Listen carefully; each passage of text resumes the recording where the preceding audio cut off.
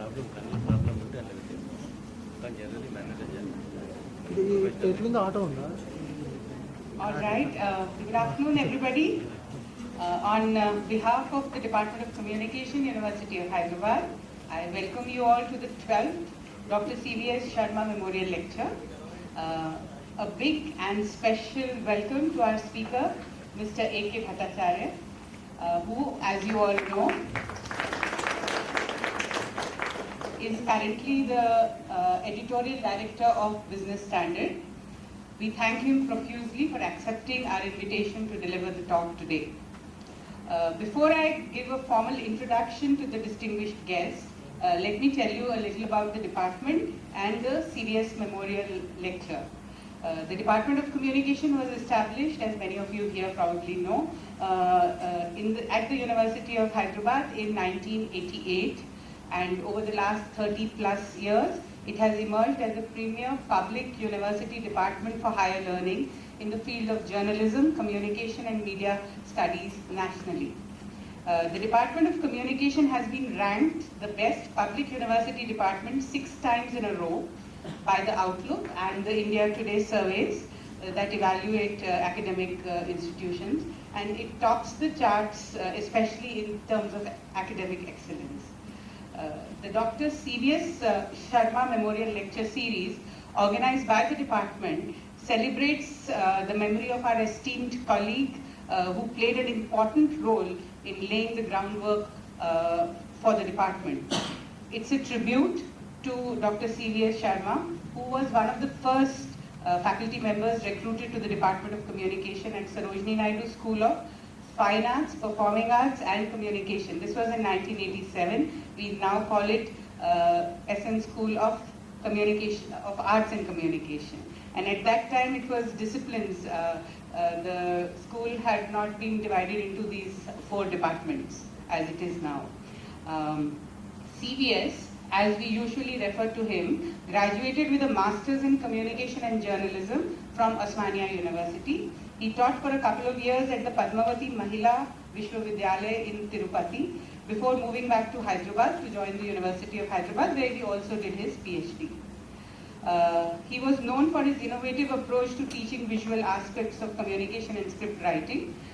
Apart from teaching these courses, that is script writing and television analysis, CVS also wrote fiction. Some of his work appeared in the South Asian online journal Sulekha and was dramatized on All India Radio 2. He passed away after an extended battle with cancer in 2006 at the age of 48. At today's event, we are also missing C.V.S. Sharma's father, who passed away last year. Mr. Murthy made it a point to join us every year for the memorial lecture. Every year, we've also been inviting a distinguished communication scholar, journalist, filmmaker, media person, or critic to deliver this lecture. We started with Theodore Bhaskaran in 2007, and the speakers have included Amu Joseph, H.K. Dua, Colin McAbey, Paranjoy Guha Thakurta, A.R. Venkat Chalapati, A.S. Paneer Selvan, Sunil Abraham, Dinesh Sharma, Pamela Philippos, and last year it was Shekhar Kamula. This year we have amongst us a distinguished and seasoned journalist, columnist, editor, Mr. A.K. Bhattacharya, doing the honors. I deem it my privilege to read a brief introduction of our speaker before I invite him for the talk about his journey in the field of journalism, and I'm sure many of you here again are quite familiar with that. But just to give a formal introduction, Mr. A.K. Bhattacharya, AKB is what he prefers to be called, especially by friends. He is currently the editorial director of Business Standard, one of the best known financial ladies.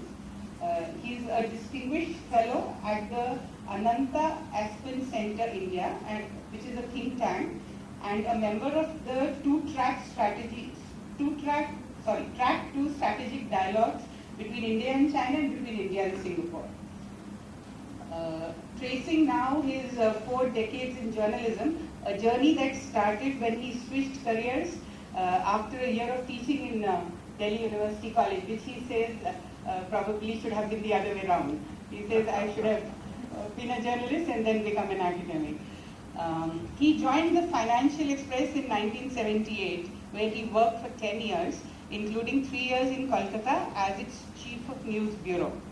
AKB set the bar for business reporting when he joined the Economic Times in 1988 and functioned as its Chief of Bureau from 1990 to 1993. He then joined the Pioneer as Executive Editor in 1994 and was its editor in 1995-96.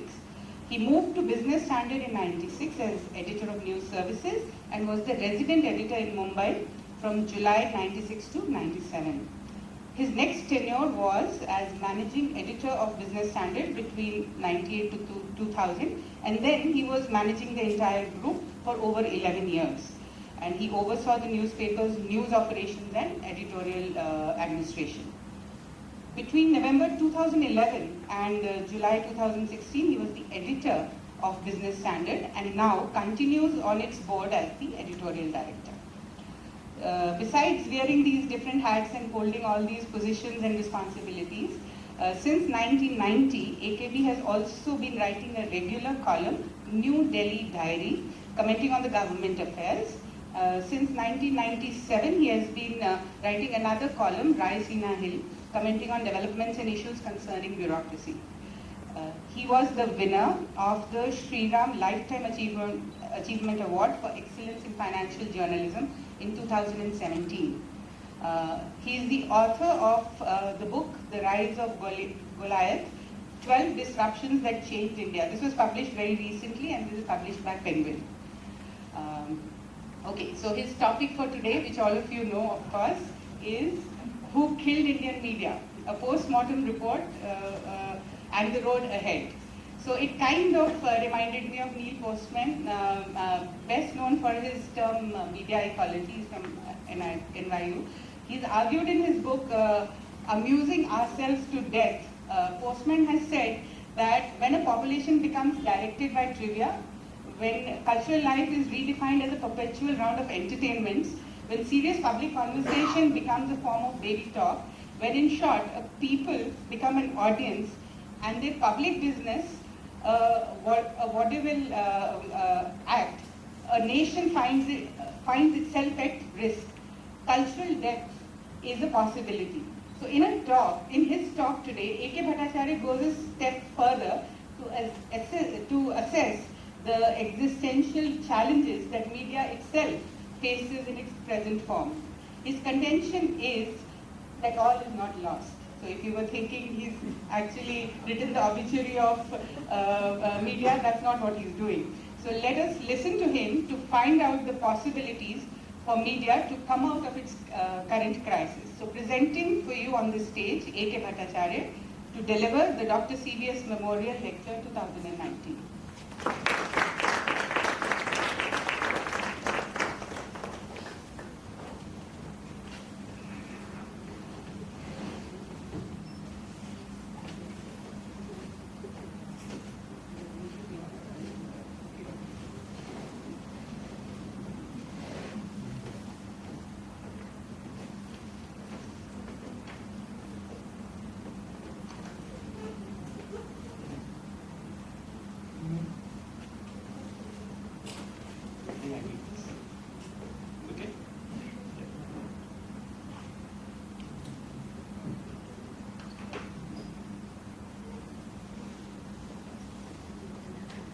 Thank you, Kanchan, for that very generous introduction. I felt a little embarrassed that I have been guilty of so many things. And also, I'm grateful to you for having lifted the mystery, in a sense that those of us here were worrying that I'm going to announce the obituary of Indian media. I'm not going to do that. So, I deem it as an honor and a privilege to be invited to address the prestigious Dr. C.V.S. Sarma Memorial Lecture at the August Department of Communication of the University of Hyderabad. Dr. Sarma was a multifaceted personality. Apart from being a teacher, he was also a writer of fiction, as Kanchan just now told us. I did not have the privilege of knowing him in person or having interacted with him. But I'm aware of his erudition and teaching work in media studies and how they have raised him to an iconic level in academia. His innovation in teaching methods, I'm told, made him not only popular among students, but he also set new standards of pedagogy, which others following him have hugely benefited from. His untimely death was a big loss for the world of media studies in particular, and the academic fraternity in general. The topic that I am going to speak on today is deliberately provocative. The question, who killed the Indian media, presupposes that Indian media has already been killed, and we are here to identify the killers, outline what led to its assassination, and what future remedial steps should be taken. Students of media studies will find little time to conclude that this is the worst form of presumptuous journalism.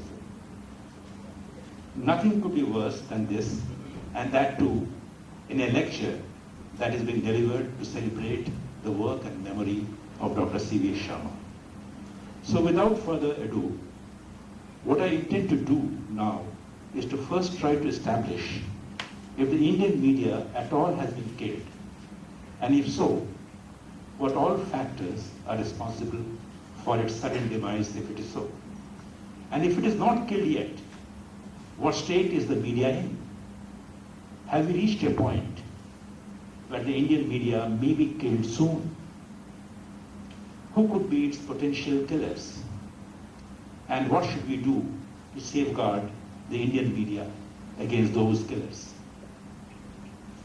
To get a sense of whether the Indian media is alive and kicking, it is important to know if it is performing the basic task of informing, entertaining, and making people aware of current affairs so that they can judge for themselves the facts as they are, to help them form their own conclusions.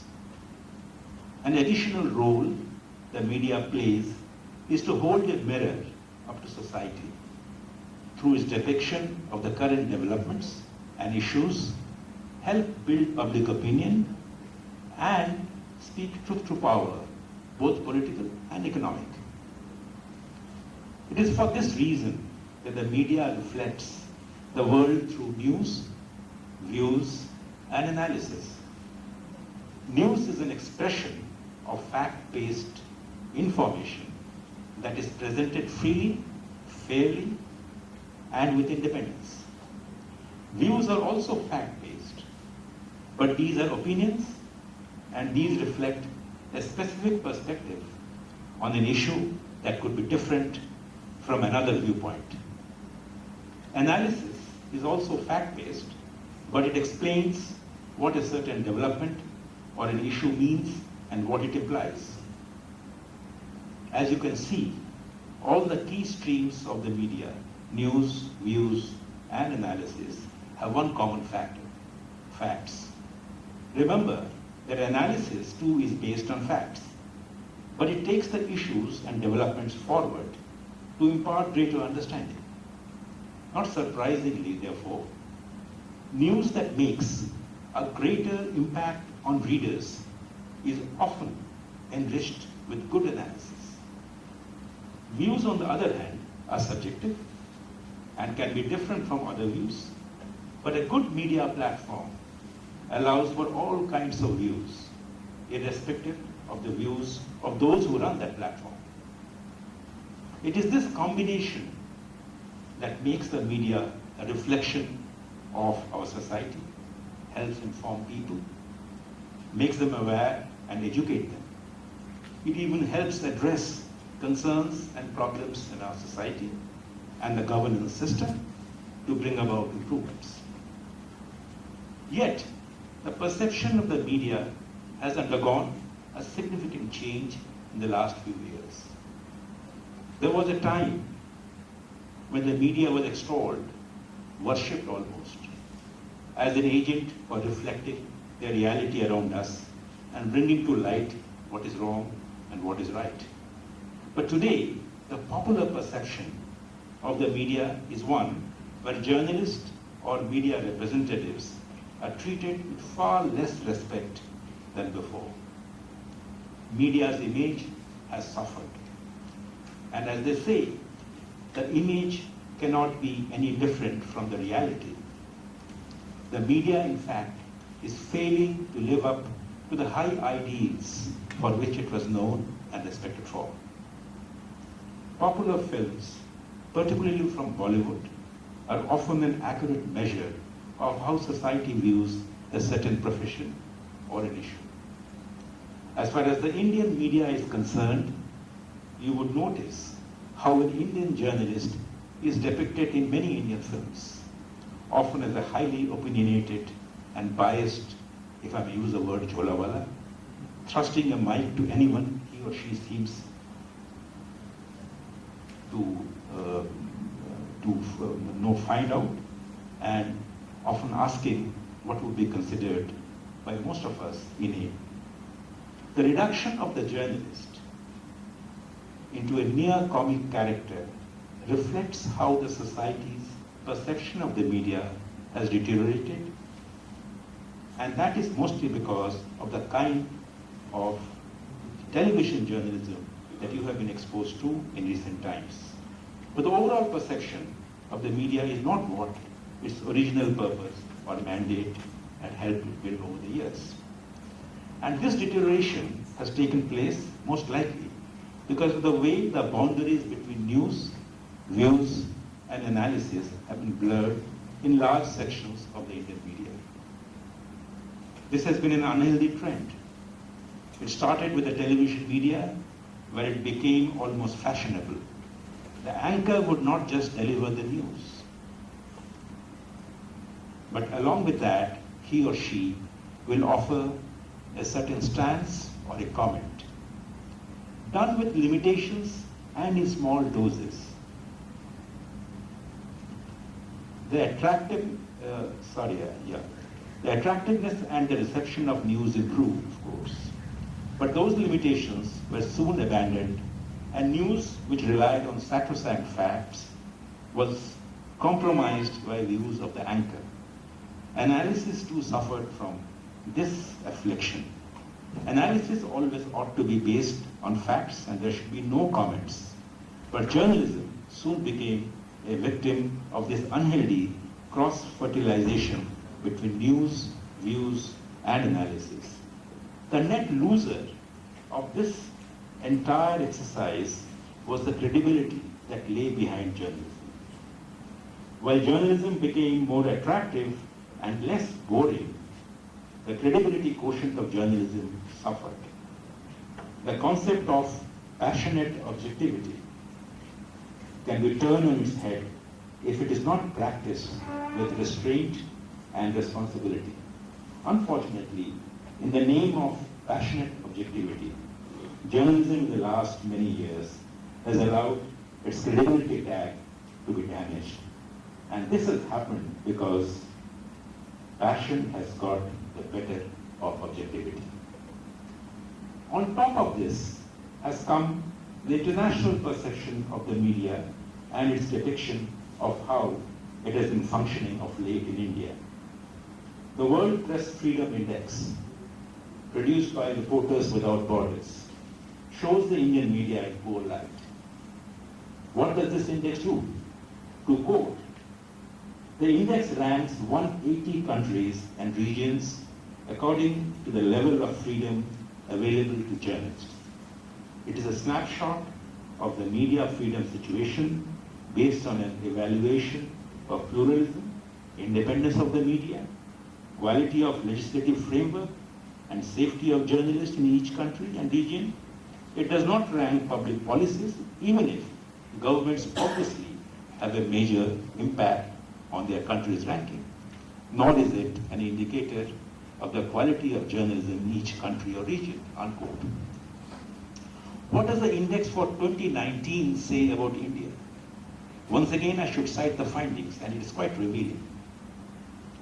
Violence against journalists, including police violence, attacks by Maoist fighters, and reprisals by criminal groups or corrupt politicians is one of the most striking characteristics of the current state of press freedom in India.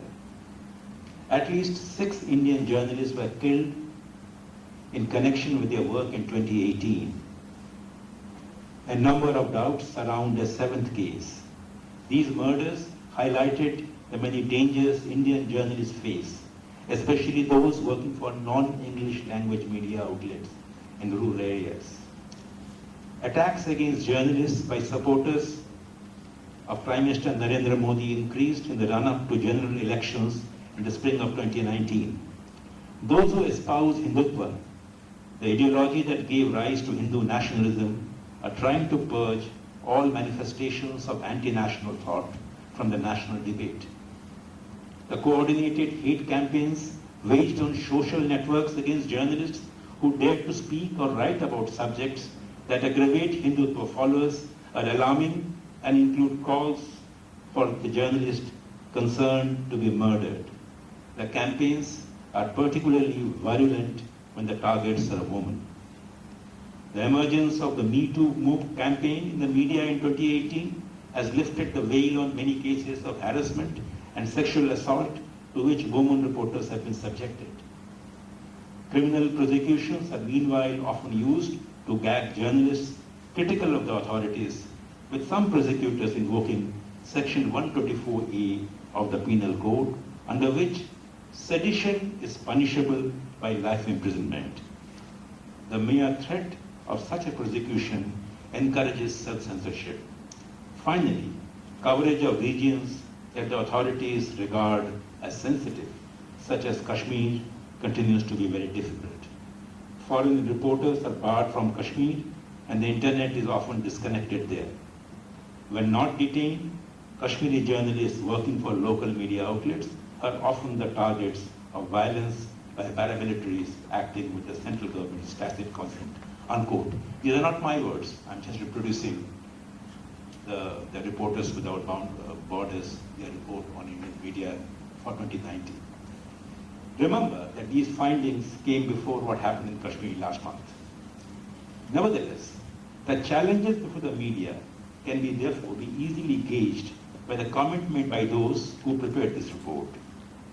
The Indian media's rank in the index placed it at a low 140 in 2019 out of 180 countries, 2 notches lower than what it was in 2018. It is remarkable that from 2013 to 2016, the Indian media's rank had been improving, and 2016 it was 133. But since then, it has been steadily declining. The points assigned to the Indian media is 45.67. Higher the score, the lower is your rank in Press Freedom Index. That year, Norway occupied the top rank with a score of 7.82, and India had got a rank of 45.67. And Turkmenistan, which is the 188th country, the lowest rank, had a score of 85.44. Of course, there's a lot to rejoice also. The Indian media is better than China at 177, better than Bangladesh at 150, and better than Pakistan at 142. But also consider how UK at 33 and the US at 48 are way above the Indian media in terms of press freedom. Those of you looking for pointers on who could possibly kill the Indian media have got the answers. Even if we assume that the Indian media is not yet dead, the threats as outlined by the report of the World Press Freedom Index are for all to see. The dangers are too obvious to be ignored. So far, therefore, we have described how the Indian media practitioners, I include myself as one of them, have undermined the spirit of the media, like blurring the red lines that should separate news from views and from analysis. And this situation has been made more complicated by the external reality of attacks and violence perpetrated against journalists thanks to a new political mindset and regime. This is a heady mix of journalists themselves embarking on a path of flawed journalism and the physical environment getting adverse for them to practice their profession. But there were many more challenges and drawbacks that Indian journalism has been suffering from the last couple of decades. Let me then dwell on three specific challenges, and they are all internal challenges that the Indian media has been confronted with in the last few decades, particularly after the economic reforms of 1991. This analysis will also help us understand who or what has been responsible for the current state of the Indian media.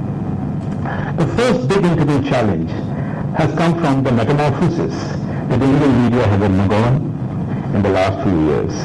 This is a metamorphosis in which the media, which was seen as a mission, has ceased to be one. It has become a business.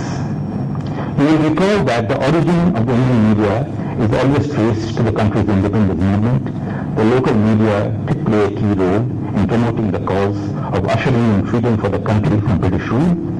Several media owners were also enthused by that spirit of securing the country's independence.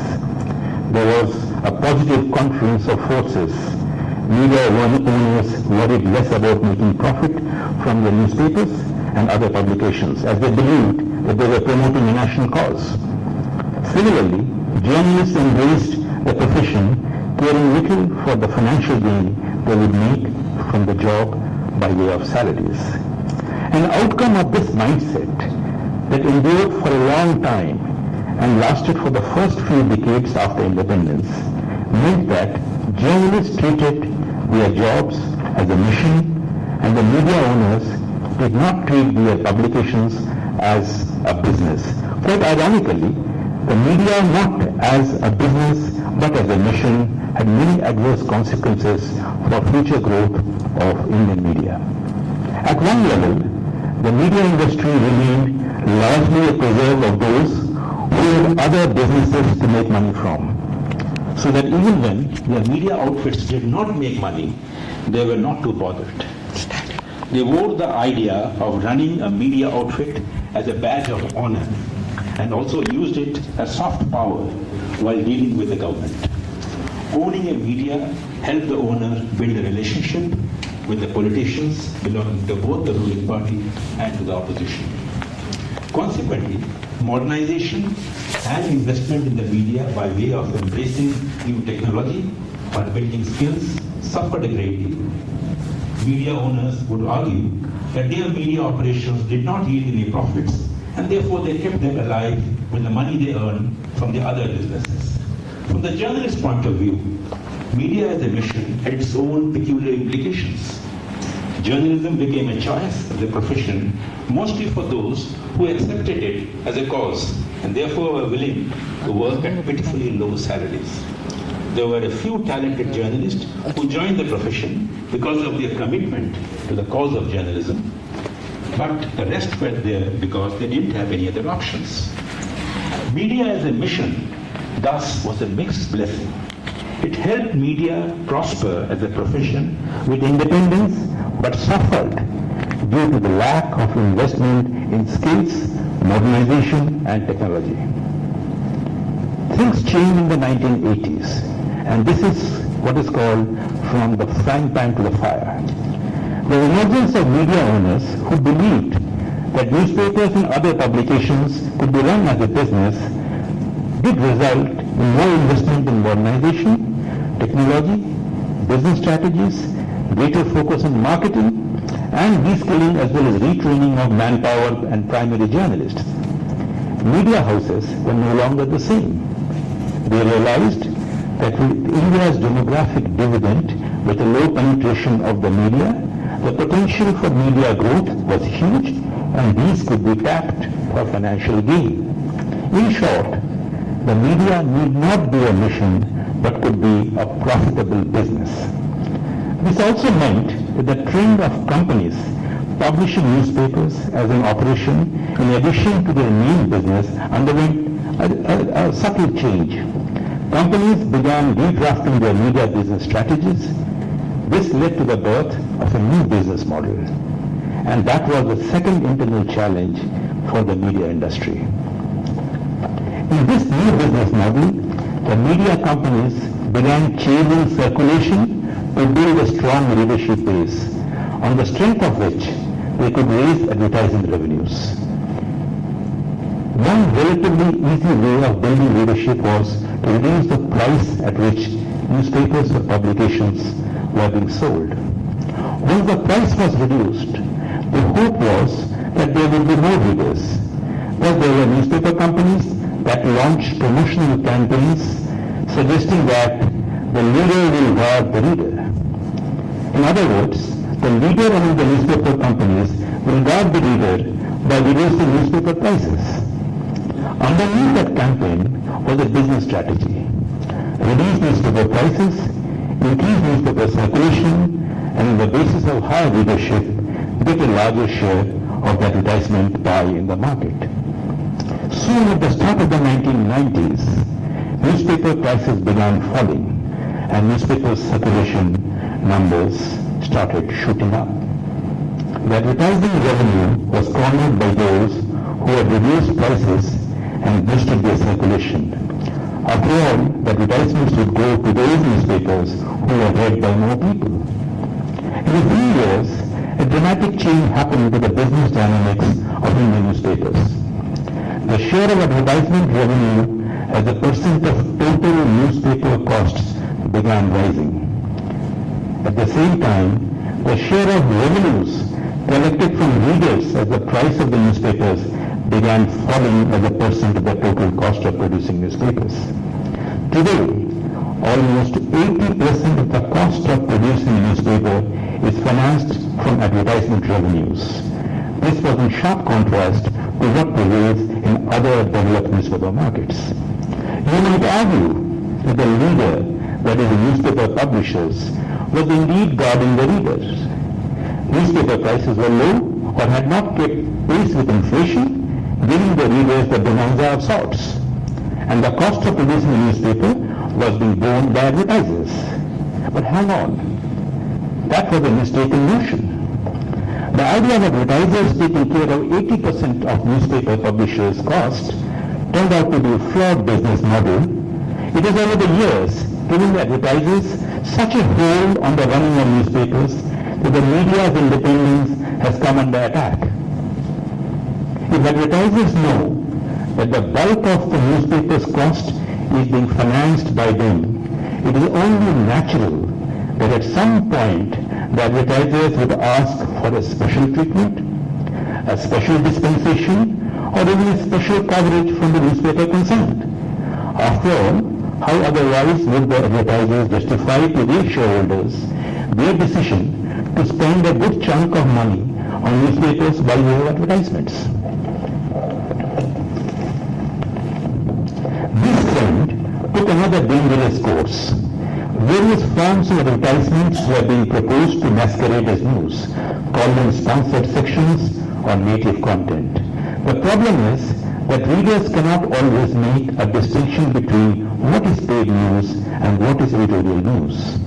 The notorious paid news controversy also arose from this flawed model, where newspaper publishers were encouraged to boost their advertisement revenues. This led to media companies making serious compromises on editorial integrity. So did the leader guard the reader? Not really. The flawed business model has done enough damage to the credibility of the media. Today, the classic distinction between advertisement or advertiser-paid news and editorial-driven news has blurred in many news publications. If the media has been killed, it is this flawed business model that is largely responsible. This model was flawed because it struck at the root of what actually journalism stood for.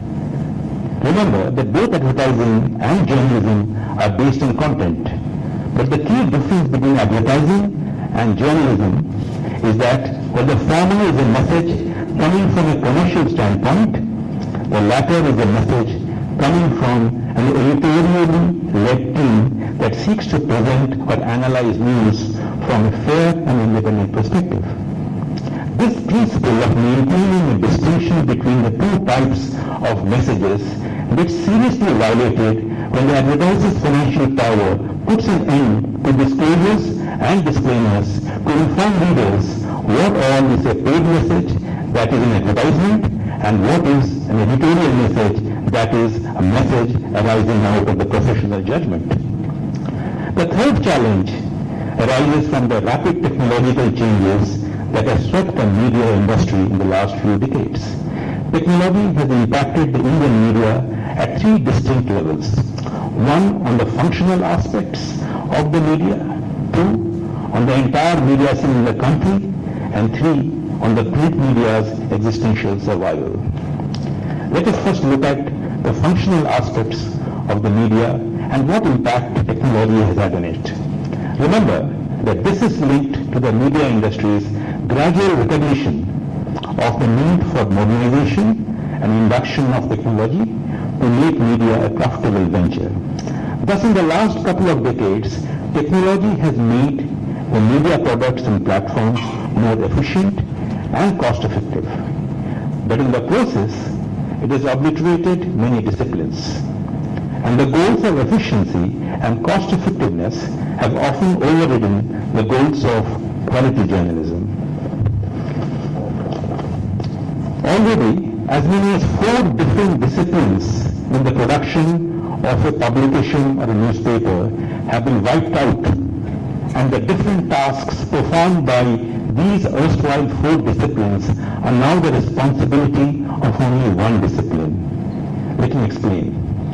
The jobs that were performed by the line operator producing the typeset material in lead, by the page maker who would design the pages either on the metal or on the page, by the proofreader who would go over the edited copies to make sure that the final copy is error-free, and the sub-editor who would edit the copy and give headlines, choose pictures, and create code boxes to make the presentation attractive. All these different tasks are now performed by the sub-editor. This was not so even 20 years ago. So you have supplanted 4 different kinds of people with one person. Imagine the load of all these functions on one person. Of course, technology played a huge role in it, but the fact is that all these 4 tasks have certain deliverables. The need for those deliverables has not gone away.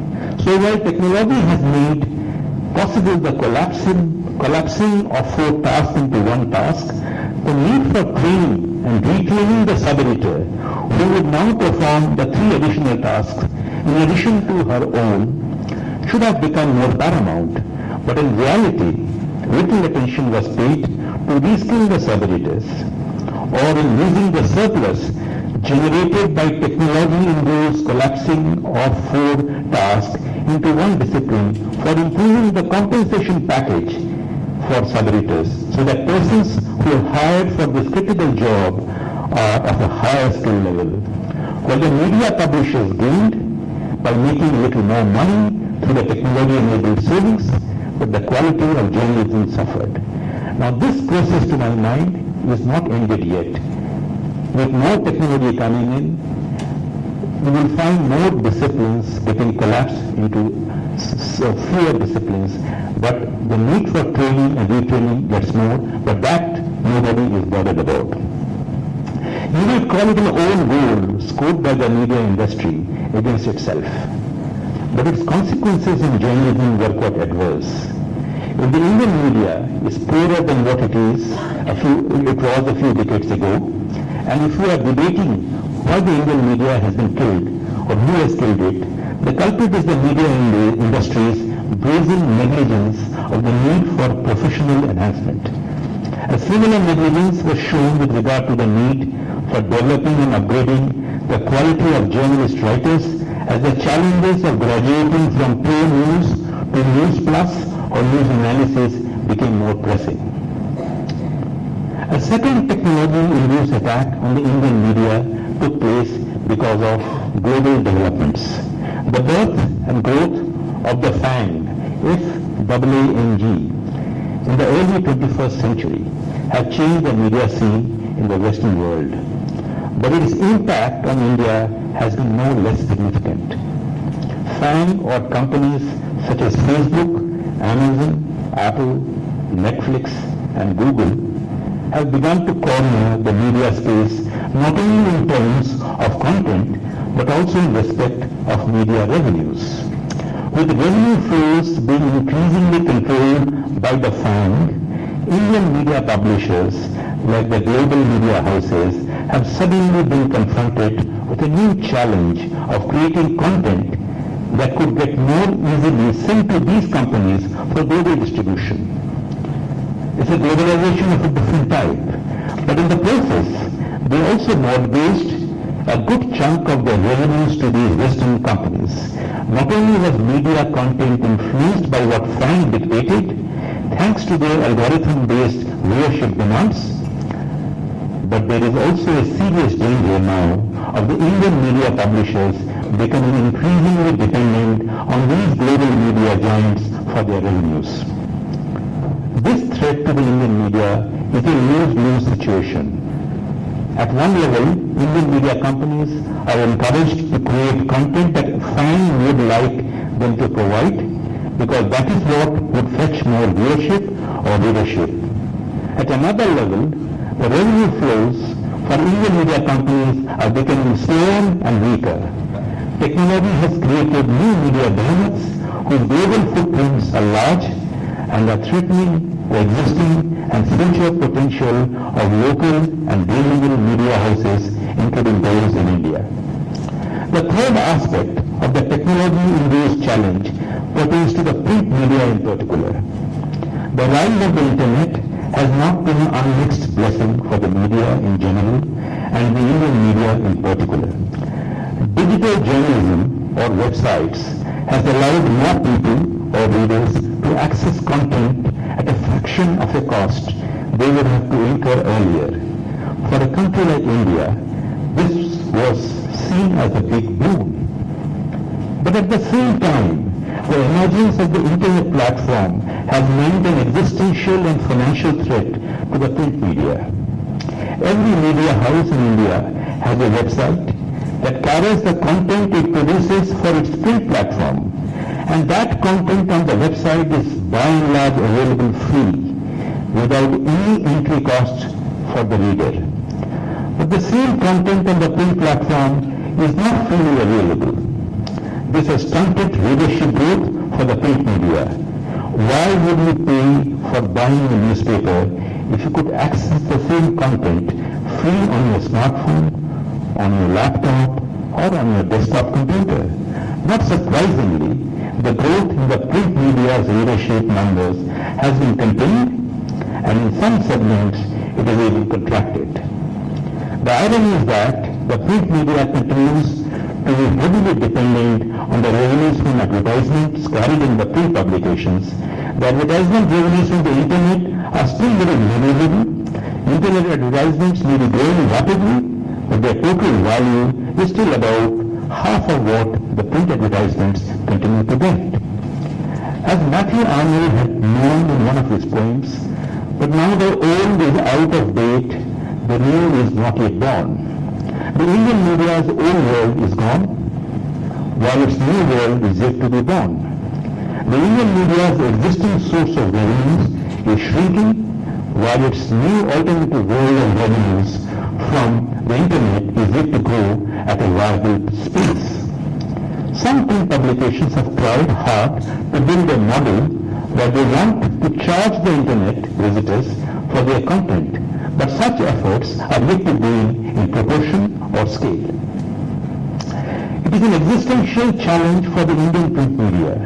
The bulk of the entire cost of maintaining content creation and content production teams is borne by the advertisement revenues that come from print advertisements. But the circulation of the print publications is on the decline, adversely affecting future flow advertisements. readers are moving on to digital versions of the same publications which are free. But the advertising flow for such digital publications is not substantial enough to help the media meet their costs and make both ends meet.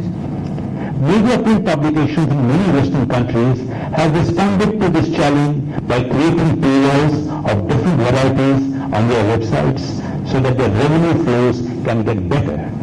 A few of these publications have also tasted success, actually huge success.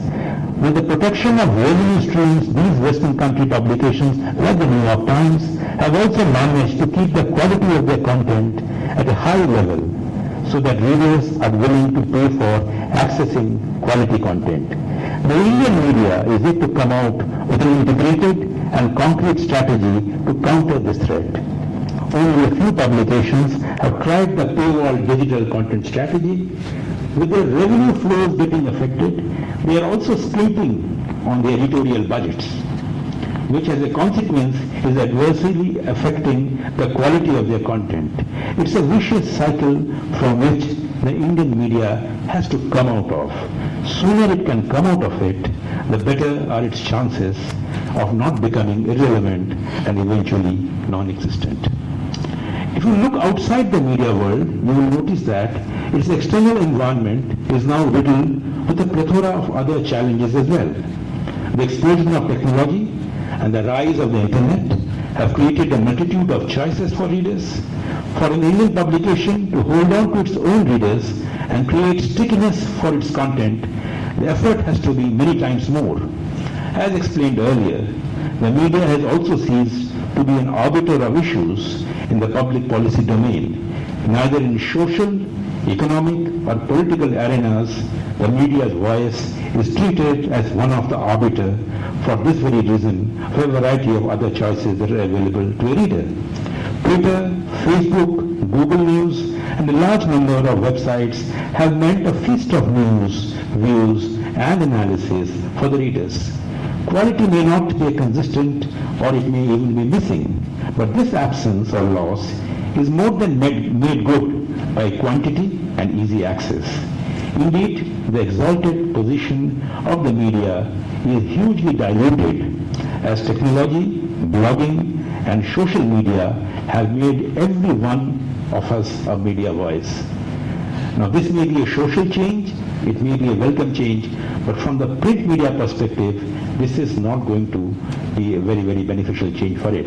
Getting published in good old days would require some effort and passing the editor's test of quality. That is no longer a hurdle. You can create your own blogging website and post your thoughts, or use Facebook for communicating or sharing your ideas on any issue with others. In this maze of news, views and analysis, the traditional gatekeepers of information, the media, has lost its preeminent position. It is not an insignificant challenge. If it cannot successfully face up to it, its future will be a question mark. The government has also played a not too insignificant role in creating new challenges for the media. Its advertising clout is no less powerful than the private sector advertisers for the media. This is particularly true of a large number of regional publications who depend on advertisements from government and state-owned entities for more than national publications do. As mentioned earlier, the government in the last few years has also been intolerant of critical pieces of news emanating from the media. The government monitors all publications and their social media engagements far more closely to keep a close watch on how the media is reporting news and commenting on developments. The approach of governments in many states is no different. Needless to say, this has acted as a restraint on the media.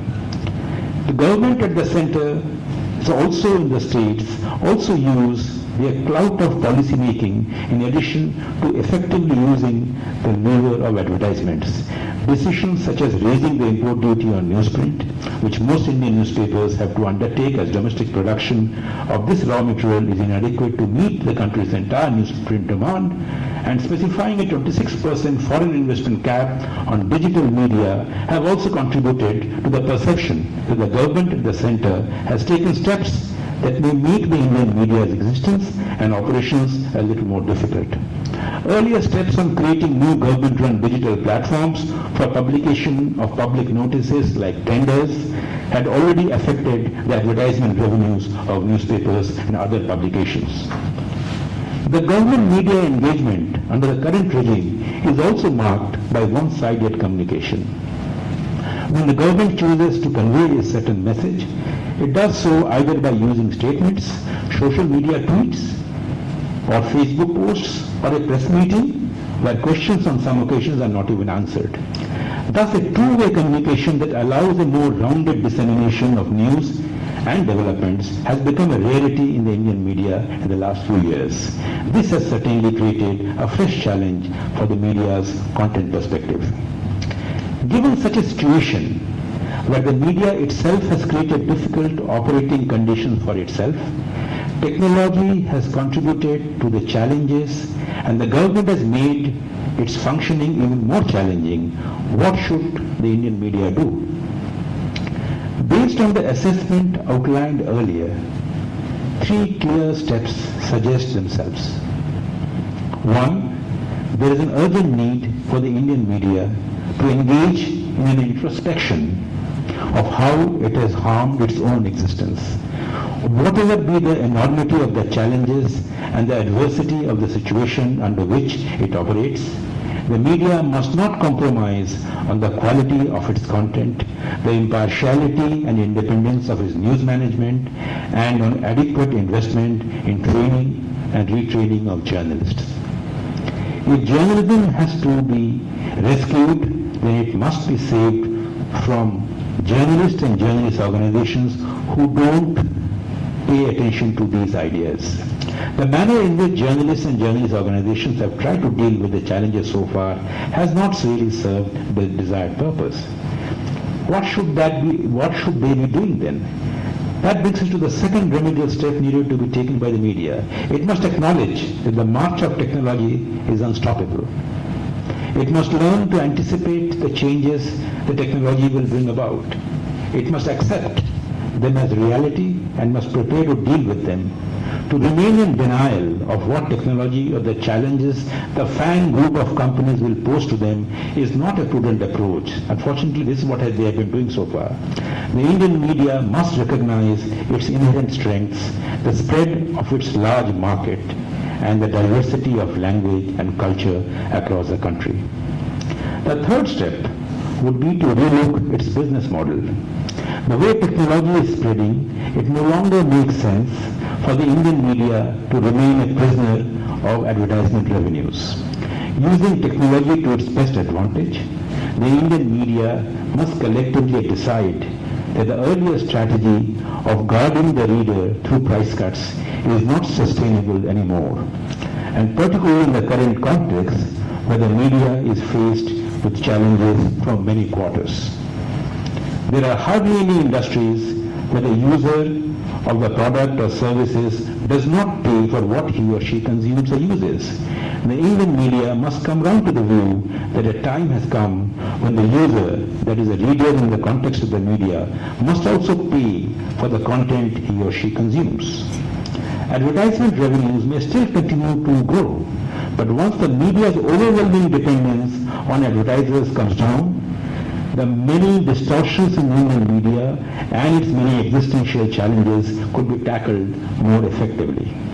The ultimate salvation for the Indian media is to adopt the principle that the user must pay. If the media in the many Western countries has already fruitfully followed this principle and gained immensely from this, there is no reason why the Indian media should continue to shy away from it. Finally, the Indian media must accept that it too has been responsible for many of its ills.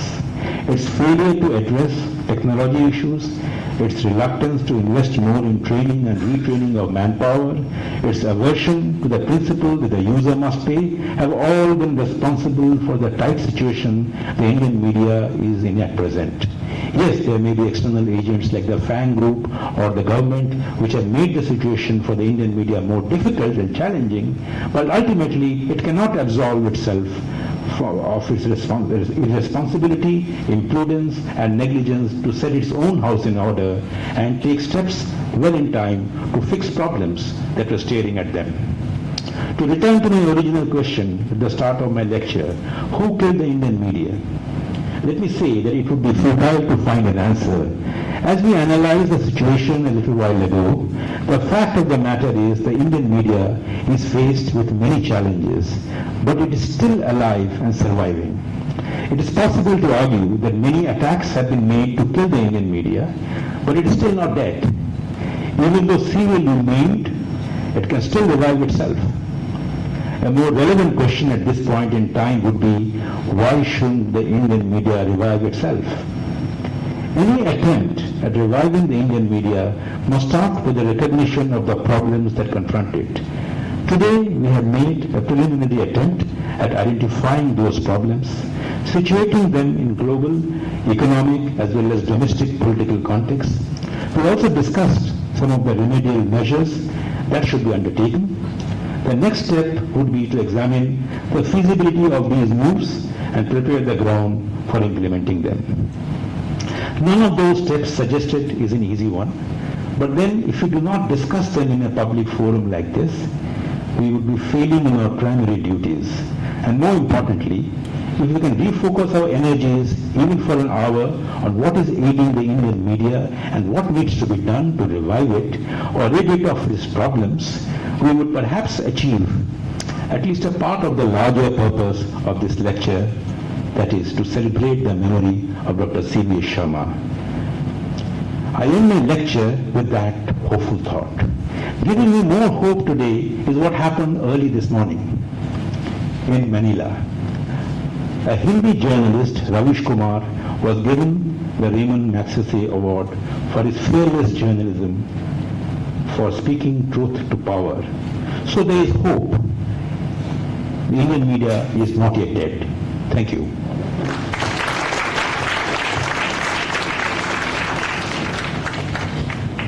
Would you be willing to take some questions? Yeah, sure. All right. Thank you so much, Mr. A.K. Bhattacharya, for the wonderful lecture. Very comprehensive and covered a lot of ground. I mean, to me, it gave the impression that maybe the media is not killed, but probably it is in the ICU. So in a critical state. And of course, there are a lot of factors outside of the media that can be blamed. But the media people themselves need to, reflect on what the situation is and probably work towards its own revival. On that note, we'll open the session for questions. Maybe 4 or 5 questions.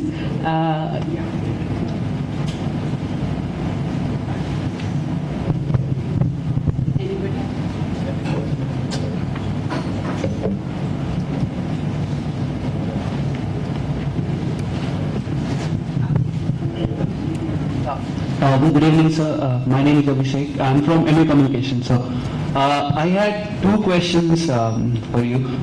First of all, whatever happens in international relations, politics, or everything that goes about comes down to business. So, in this time, how should one go about doing objective business journalism? The second question is, one of the things that you mentioned was the business side of newspapers or TV channels.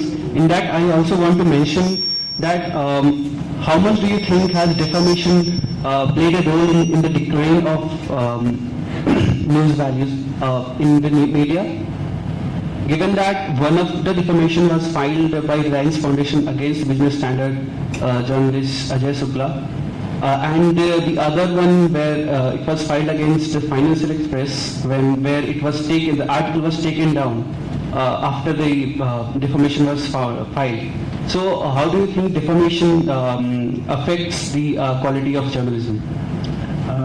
Can you repeat your second question? What was? My second question was, how do you think the defamation affects the quality of journalism? Defamation? Yes, sir. Okay. Let me first respond to your first question on objective business journalism. Am I right? You talked about business journalism. I think, we haven't reached a point where the business dynamics of a newspaper or a publication is impacting the quality of business journalism in a very prominent way. I'm not saying that business journalism doesn't suffer from the ills that I referred to, that how the business model where everything is determined by the advertiser because he has a financial muscle. I think it does have an impact. I think it's very important for the newspapers to do some evaluation, and a code of conduct is very, very important for newspapers. You'll be surprised to know that there are very few handful of media houses in this country who actually follow a code of conduct, in a sense that what a journalist can do and should not do.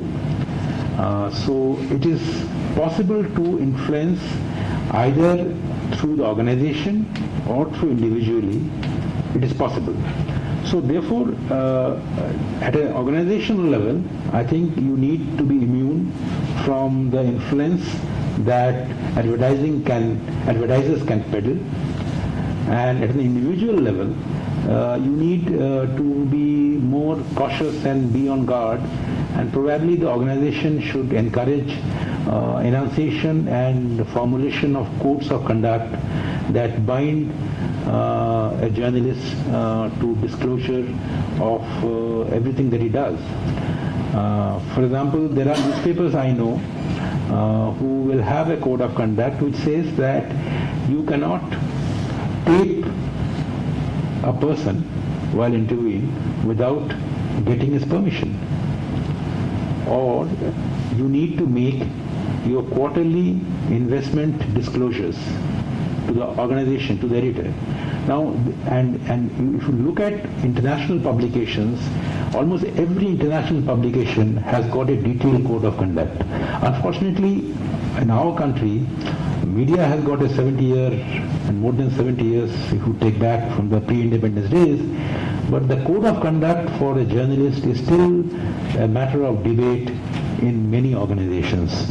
And even if there is a code, that code is not necessarily followed to the T. So I think in answer to your first question, I would say that yes, the code of conduct is necessity at an individual level. At an organization level, you need to frame clearer policies. And as regards defamation, I think defamation laws are can be very oppressive.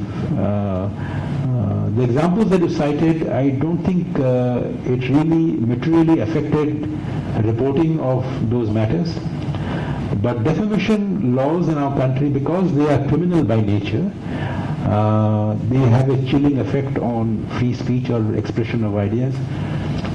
So I would not be surprised that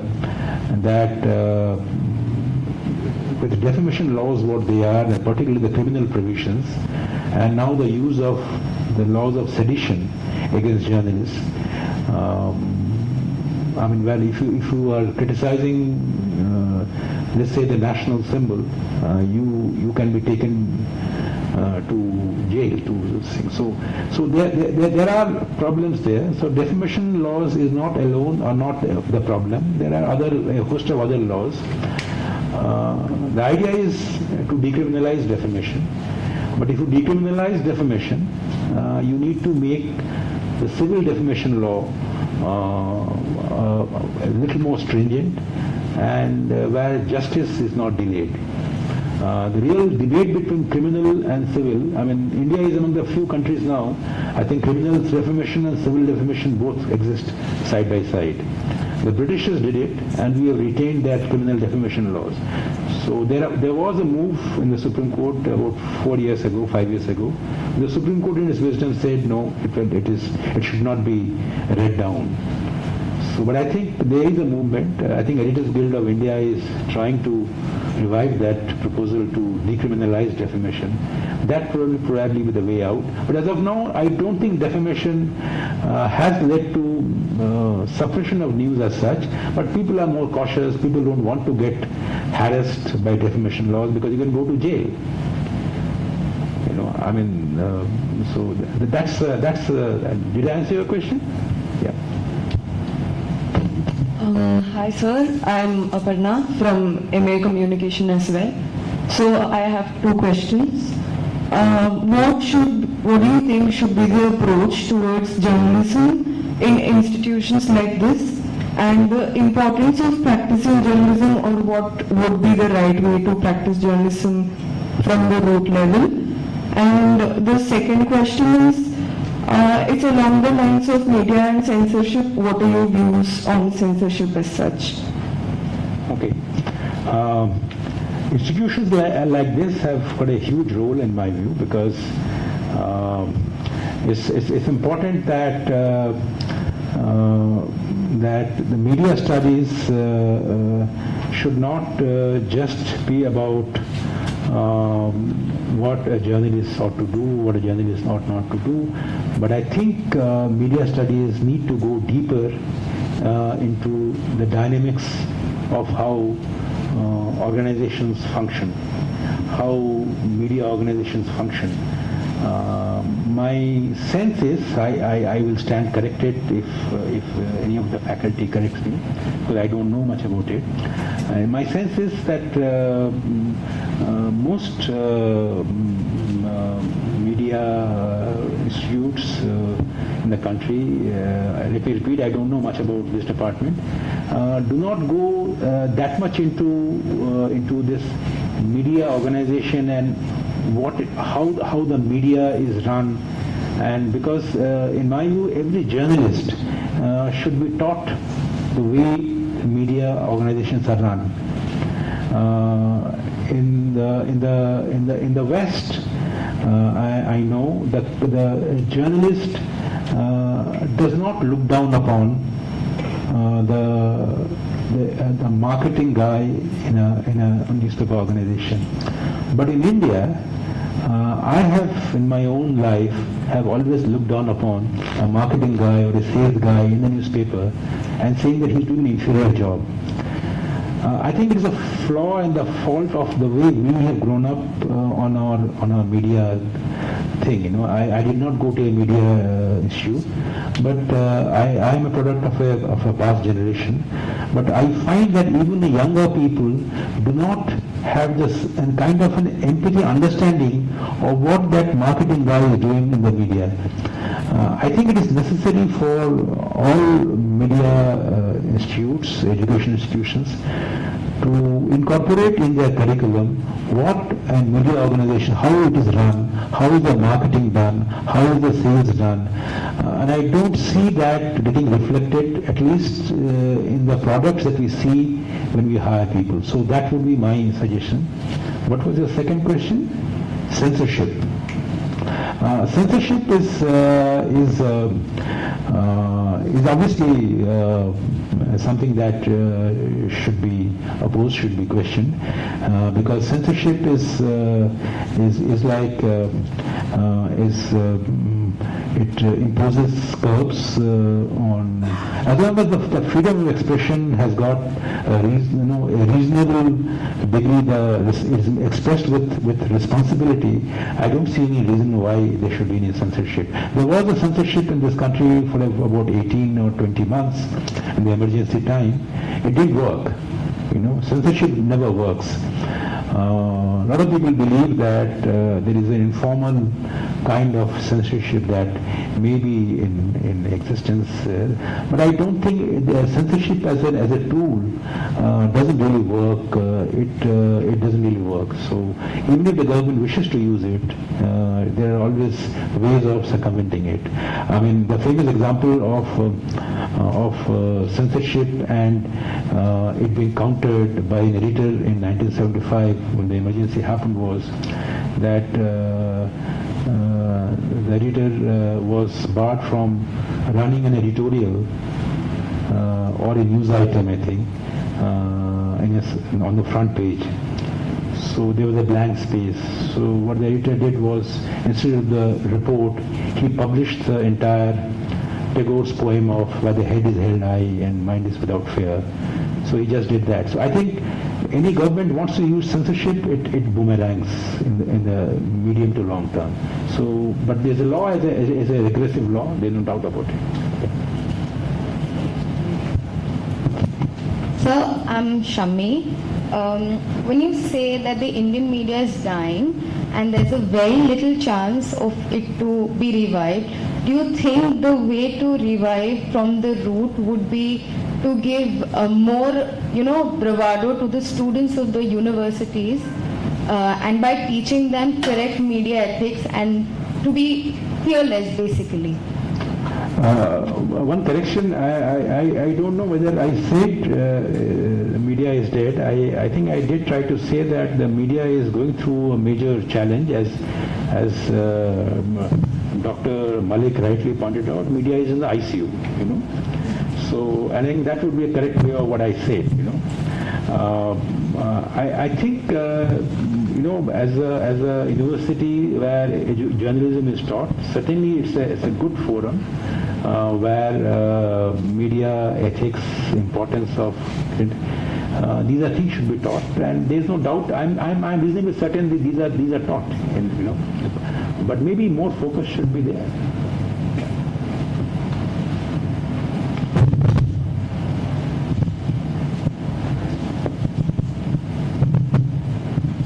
Good afternoon, sir. I'm Kiran from Philosophy Department. I just want elucidation of a couple of points.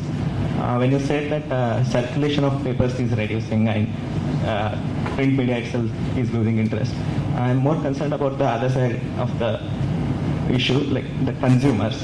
Why do you think it is falling? Like ma'am mentioned the book by Postman, Amusing Ourselves to Death. In that, there are two strands that I want to look at.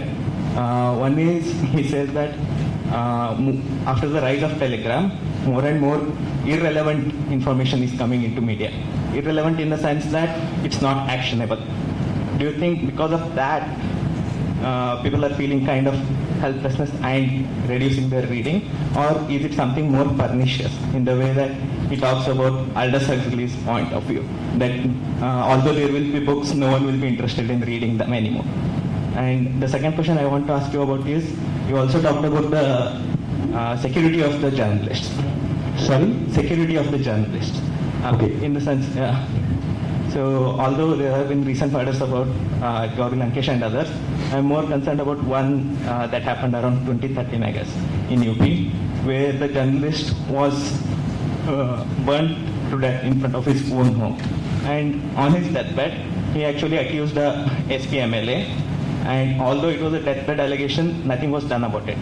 And the family members didn't pursue because the reason they gave was, like, the media vans will be here for 3-4 weeks. Once they leave, there isn't anything that we can do. We have to deal with these people every day. Is there any mechanism to look at one issue and see it through till the end in India? Like any justice movements that look at these matters specifically and look them through the judiciary? Okay, good questions. I think the circulation is not is something which is uniform story, and it is the English publications whose circulation is falling very rapidly. The regional language newspapers, their circulation is still growing. So because the potential for growth in regional publication is still better. But if you look at the various forecasts and things, even there, the growth rate is decelerating. And I don't think it is falling because content is the real issue there. I think it is falling because the avenues for consuming information has got far too many. With this technology coming in, and a technology that gives you far greater interactivity, the print circulation is obviously will be challenged. And which is why I said that the media's challenge is that at a time when, one world is lost and the new world is not born. So what you are actually seeing is that the print, which is to give you the advertisement and which is to give you the moolah, but the smartphone which gives you the same news and you are going to the smartphone. So there is that dilemma of sorts that sooner or later you will see that the print will shrink. If you look at the US market, the 1700 newspapers have shut down in the last 3 years. India still has got far too many newspapers for a country of our size. But the problem that you see is that people are moving away from newspapers. New guys are not joining newspapers. And that is because the new media is better off. Now, newspapers do have a role to play in my view. I think, and that's where you need to go in for greater investment in print media. So that, I still think the economist model is a model that will survive any technological challenge, because whereas Time and Newsweek are almost virtually finished, because the economists realize that news can be commoditized. So Time was not pure news, but it was sort of hovering around news, and they were focusing on news. But economists did not. Its news is the least read section in the Economist. It's got a 2-page section which is on news. The rest is something that the Economist editorial leadership thinks it is necessary for the world to know, whether it is the dance of democracy in the world is coming to an end, whether it is anything else, whether there is an Amazon forest being burnt. So if you look at economists' approach, that is the approach where the print can survive in my view. So in India, what is happening is that in the media fraternity, in the media community, we are not discussing all this. We are even wary of taking the next step. How do we make sure that we get more quality content and get more revenue on that content, So the real challenge is going to come maybe 2 years, 3 years down the line, when that young man was still buying the Hindi newspaper or the Telugu newspaper, who will move away from there and he will consume the same content free on the smartphone. What will you do then? You're completely gone. So I think that's a real challenge. The challenge of the security, I think, we have a regulatory gap here. I don't think that this country has got a regulator called Press Council of India, but as everybody knows, it is a toothless body. It doesn't have any powers. It, on the contrary, it is actually sides with the government in filing a petition in the court, which goes against the freedom of the press. So it is not really a regulator. So you need probably more, media bodies which look into these issues. Very often, I'm also associated with the Editors Guild of India. I'm General Secretary there, and we often get this request that should the Editors Guild of India get into this, of the kind of thing that I'm glad you raised this issue, because this is something that is engaging our attention also. So I don't think government will do it. I don't know whether the media organizations, the Indian Newspaper Society, which is a body of the media organization, should get together, because it is not the core concern. It is purely a journalistic concern. So it has to come from a journalistic body. So maybe, a Press Association of India or Editors Guild of India should take this up and make this an important article of faith and take issues forward. But I take this point very seriously from you.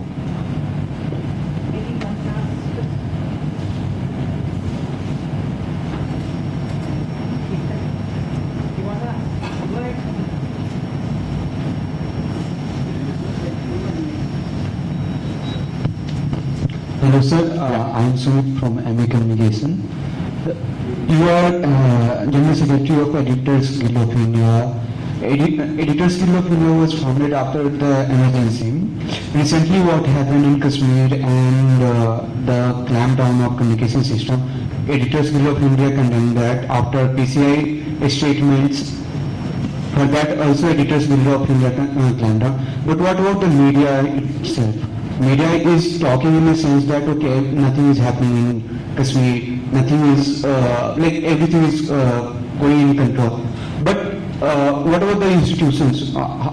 Is editors Guild of India is going to talk about these issues, about the media houses, about the institution? They are clamping down the issues regarding Kashmir right now. Well, you know, I cannot speak on behalf of Editors Guild of India here. I've come here in individual capacity. But what I can tell you is Editors Guild of India is exercised about it, and I think we issued quite a few statements, and we are in touch with people. It's a serious issue, what is happening. On the media coverage of what is happening in Kashmir is itself a comment that, and you know, we have done a comparative study of simple headlines of international newspapers on Kashmir and the headlines that Indian newspapers have carried, and that itself is a story in my view. But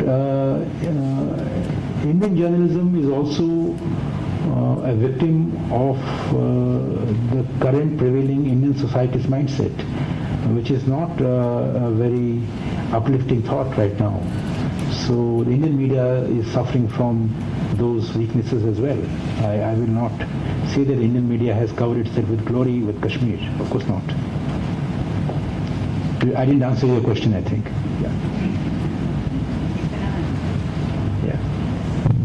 Speaking from outside the media world, and I'm speaking about somebody who's a consumer of the media, a reader of the media. And I wanted to ask again about nuancing the reader as well. That there's not one kind of reader. Some of us are passive readers and are doing nothing about it. Some of us are actively contributing to the algorithm of the business model you're talking about. And on the other hand, we also have something about everybody now has a media voice. And so the code of ethics for readership, like, is the business model going to even take that into consideration? And what is the role of the consumer and the reader in the death of the Indian media? Because we are also somewhere deeply implicated in that story, and to really nuance it, see how we have, as a reader, as a consumer, played a role in that killing, and what can be done, how to sort of monetize the readership role, how we all sort of contribute, and if that would be... Yeah, I think you have raised an interesting point. I never looked at it that way, actually, but one should perhaps. I often wondered that,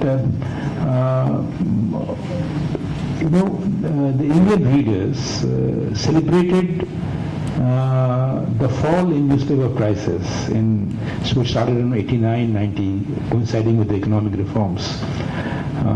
And I also benefited as a reader. My newspaper bills came down, if you take the inflation rate from the 1960s, the newspaper price in India can never be 2 rupees or 2 rupees 50 paise now. No way. It should not be. But lowering the price has helped the readers also. But where Indian media has gone wrong is not using its readership base to build and enhance its content creating ability, and skills. Now, whether the reader should have a role to play, I don't know, because the reader, as a consumer, the Indian media has failed to convince the Indian consumer that you must pay for it. And when we talk among newspaper people internally, the newspaper will say it's very difficult. You cannot expect a consumer to pay. After all, spreading information. There's also this internet freedom issues come in, that it has come through the internet. So when excuse me for talking about business standard, I told myself I'll not talk about business standard here. A business standard has got a paywall, and you do not know the hate mail that we receive. we have a very strict paywall, and as a result, we face a problem with our writers, we face a problem with our readers, we face a problem with everybody.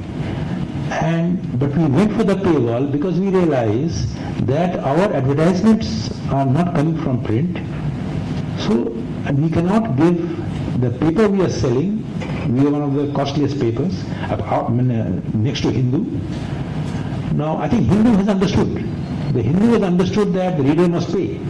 And look at the drop in its circulation. It's a huge drop in its circulation never seen before. So my sense is the reader will never understand. It is the job is of the seller here. That if I want to make a product sell well, I must make sure that at a price which is little more, little higher, you will still pick up my product. Unfortunately, Indian media's failure is also creating content that is so compelling.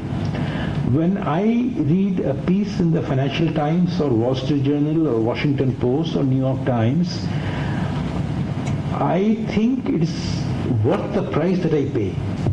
So I think it's the Indian media's failure also to create a sustainable flow of content that is so compelling. So without having tried that, and Indian media hasn't done it because Indian media has been skimping on this, on its enhancement budgets. That how do you reskill your own people? So having not done that, you are faced with this that, listen, I can't offer you A-class material, I'll give you B-class material. Okay, you don't want to pay me, don't pay me. I will get my money from the advertisers. So it's a very compromising kind of an approach which is not going to be a long-term solution, So, but imagine what the Economist has done. They keep raising prices. Financial Times cost is £1, which is 70 rupees a paper. Now, even if you take the purchasing power parity and the standard of living index and all that, even Bangladesh paper newspaper prices are much more than ours. Now, what is it that we have done by which I think we have scored our own goal in this, that we are not giving readers the content that they deserve, but we are not willing to price it. So it's a very funny situation. Newspapers is probably the only product, I think it's the only product which is sold twice. First is the space in the newspaper or a magazine which is sold. And once that is advertisement. And then when the advertisement comes, you put the advertisement and then you sell it to the reader. And the beauty of this is that the second sale determines the first sale. So the Indian media owners at the 1980s realized this game that, listen, my second sale will influence my first sale. So my second sale is to the reader, so I will boost my second sale first, so by reducing prices, and then I will get my first sale. So it's a complex model, but I think we have got caught in a bind. So it's very difficult unless we get out of it and say we start afresh. Thank you so much. I'm sure there are more questions, but you can interact with Mr. Bhattacharya over tea. So thank you so much, Mr. A.K. Bhattacharya. A big round of applause for AKB. Thank you so much. Thank you. I now request Janardhan to please deliver a vote of thanks.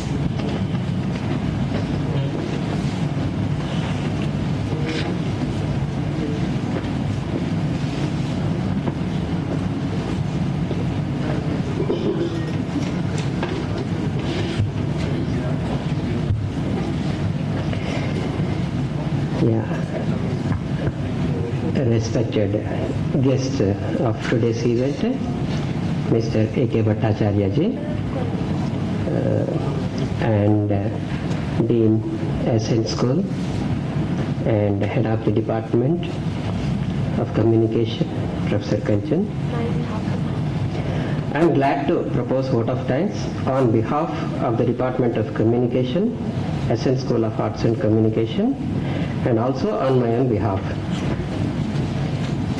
At the outset, I thank Sri A.K. Bhattacharya ji for coming all the way to deliver the CVA Sarma Dr. C.V. Sarma Memorial Lecture. Thank you, Dr. Bhattacharya ji, for your thought-provoking lecture on the present status of Indian journalism and also for engaging the students' interactions. I thank the Dean of SN School, Professor Thirumal, for providing guidance and support in organizing this event.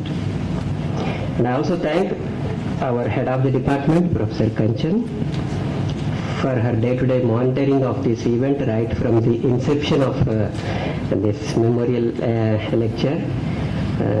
Thank you very much, Dr. Kanchan. And I also thank the support given by this School of Humanities for providing this hall and all the